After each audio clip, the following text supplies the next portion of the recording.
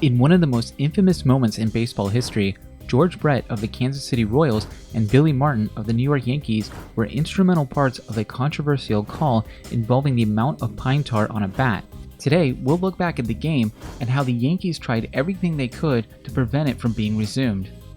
Before we get started, I just want to say welcome to All Sports History. This is a channel where you'll find many sports documentaries on sports leagues like the NFL, NBA, MLB, NHL, and much more.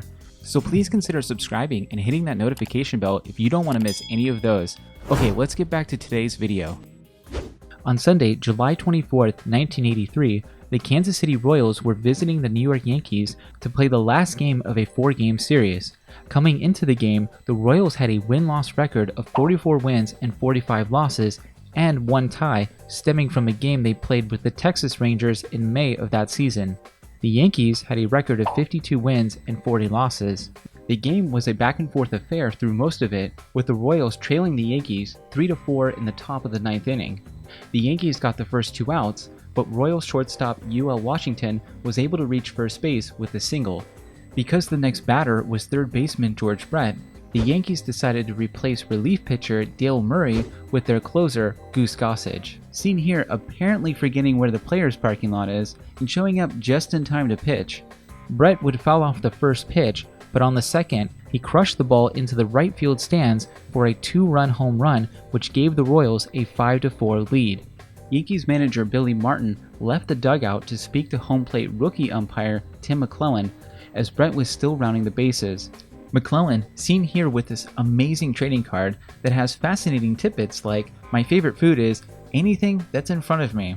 Well, McClellan was asked by Martin to examine Brett's bat due to the amount of pine tar on it. Martin brought up an obscure rule within Major League Baseball's rulebook, Rule 1.10c, which states a bat may not be covered by such a substance more than 18 inches from the tip of the handle. If found breaking this rule, a hit would be considered an illegally batted ball, and according to Rule 6.06 of the rulebook, any batter who hits an illegally batted ball is automatically called out. Prior to the series, when the Yankees had visited Kansas City 2 weeks before, they noticed that George Brett put an unusually large amount of pine tar on his bat. This reminded Yankees first baseman Greg Nettles of a similar situation that took place 8 years before. So let's take a moment and flash back to 1975. In a game against the Minnesota Twins, Yankees catcher Thurman Munson was called out after hitting a go-ahead run in the first inning for having too much pine tar on his bat. Munson was furious, but the ruling stood and the Yankees ended up losing the game 2-1. Jumping back to 1983, Nettles told manager Billy Martin about what had happened in the game, and Martin waited for the right time to use the rule against George Brett and the Royals. By this time, Brett had crossed home plate and proceeded back into his dugout. The umpire crew then decided to inspect the bat and measure the amount of pine tar. Using the width of home plate, which is 17 inches wide, as a measuring guide, the rule again stated that no substance can be more than 18 inches from the tip of the handle of the bat. With the pine tar clearly exceeding that amount, home plate umpire McClellan looked for Brett in the visitor's dugout, pointed at him, and called him out. In an absolutely enraged George Brett stormed out of the dugout and ran towards McClellan before having to be physically restrained by several people, including his manager Dick Hauser and umpire Joe Brinkman. But at this point, there was nothing the Royals or George Brett could do, and the ruling stood and the game was over. Immediately following the game, the Royals protested the result, and within 4 days, the president of the American League, Lee MacPhail, ruled in their favor. MacPhail stated that the rule originated not because of an unfair advantage, but due to economic costs at the time. When the rule was first created, if a ball was scuffed or marked with pine tar on it, it had to be removed from the game, thus increasing the home team's cost of supplying balls.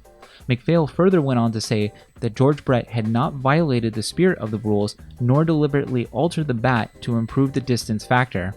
MacPhail ordered the game to be resumed after George Brett's home run in the 9th, with the Royals leading 5-4. However, MacPhail also ordered the ejections of several Royal players and coaches for the resumed game. George Brett was ejected over his angry outburst in the original game. Coaches Hauser and Rocky Colavito were ejected for arguing with the umpires. Royals pitcher Gaylord Perry was ejected for trying to hide George Brett's bat in the Royals clubhouse after giving it to a bat boy. The Yankees reacted to the news of the resumed game by waiting as long as they could to schedule it, in the hopes that the game might be forfeited instead. They also attempted some clever tricks to postpone the play of the game. For example, the Yankees announced that they would charge $2.50 for non-season ticket holders to attend the resumed game. This triggered lawsuits against the Yankees, and the Bronx Supreme Court ordered an injunction to keep the game from being replayed until the lawsuits were settled. The American League stepped in and appealed the injunction, which was overturned by the Supreme Court Appellate Division, which allowed the game to be resumed. The Royals were actually flying to New York as all these lawsuits were happening, and they didn't know if they'd be able to play the game until they landed in Newark Airport. The Yankees eventually agreed to allow fans to attend the resumed game with no additional cost if they had a ticket stub from the July 24th game. The game would pick up right after George Brett's home run in the 9th inning with 2 outs, and it was finally scheduled to be resumed on August 18th, a full 25 days after the Pine Tar incident. George Brett did not attend the resumed game due to his ejection and went straight to Baltimore to wait for the next series to start against the Orioles. At the start of the resumed game, the controversy was ignited again when the Yankees threw the ball to first base to challenge whether or not George Brett had touched the base during his home run trot. The umpire crew called Brett safe, and then the Yankees tried throwing the ball to second base to again challenge if Brett had not touched second base, and once again the umpire crew called Brett safe. At this point, Yankees manager Billy Martin came out of the dugout to protest the call. The umpire crew, anticipating such a protest, pulled out a notarized affidavit from the original umpire crew of the July 24th game stating that George Brett had touched every single base. Martin was taken aback by the affidavit because he claimed that he had spoken to Drew Cobble, who was the first base umpire during the July 24th game, and that Cobble told him he wasn't looking when Brett crossed first base. Billy Martin then proceeded back into the dugout to let the game resume, but not before telling the umpires that his team was still playing under protest. The Royals would strike out to finish the top of the 9th inning, leading 5-4. In the bottom of the 9th, Royals closer Dan Quisenberry came into the game and got 3 outs in order to win the game. Ultimately, the outcome of the resumed game would prove inconsequential to the season as neither team made it to the postseason that year.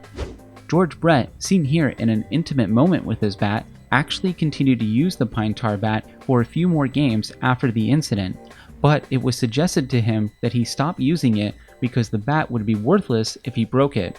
So Brett decided to sell the bat to a collector, Barry Halper, who was also at the time a part owner in the New York Yankees. Halper had been collecting various pieces from the incident, including the home run ball Brett hit, the can of Pine Tar that was used, and even a business card of the justice who had issued the injunction over the resumed game. Brett sold the bat to Harper for $25,000, but later had second thoughts and repurchased the bat from Harper for the same amount. Brett then decided to donate the bat to the Baseball Hall of Fame, where it has stayed since 1987. It would take another 27 years before the substance rule was changed in the Major League Baseball rulebook. In 2010, MLB updated the rule to state, if no objections are raised prior to the bat's use, then a violation of Rule 1.10c on that play does not nullify any action or play on the field, and no protest of such play shall be allowed. In other words, if the opposing team doesn't mention anything before the bat is used, then they can't protest it afterwards just because they didn't like the outcome of the play. In the years following the Pine Tar game, it's become a legendary moment in baseball history. Collectible items such as t-shirts, bobbleheads with apparent receding hairlines, and even specially made bobble arm figures were created to immortalize the incident. It also changed George Brett's life. Prior to the Pine Tar game, Brett was most known for having a bad case of hemorrhoids during the 1980 World Series. In a recent interview about the Pine Tar game, he said, "It's the greatest thing that ever happened to me. Before that, I was the hemorrhoid guy. After that, I was the Pine Tar guy. What would you rather be?" So that does it for this day in sports history. What did you guys think about George Brett's Pine Tar incident? And what did you think about the Yankees basically doing everything they could to not play the resumed game? Let me know in the comments below. If you've enjoyed this video, make sure to hit the like button and feel free to share this video with anyone else who might also enjoy it. For more sports history, check out my website at allsportshistory.com and be sure to follow my social media pages, which I posted the links to in the description below. And thanks for watching.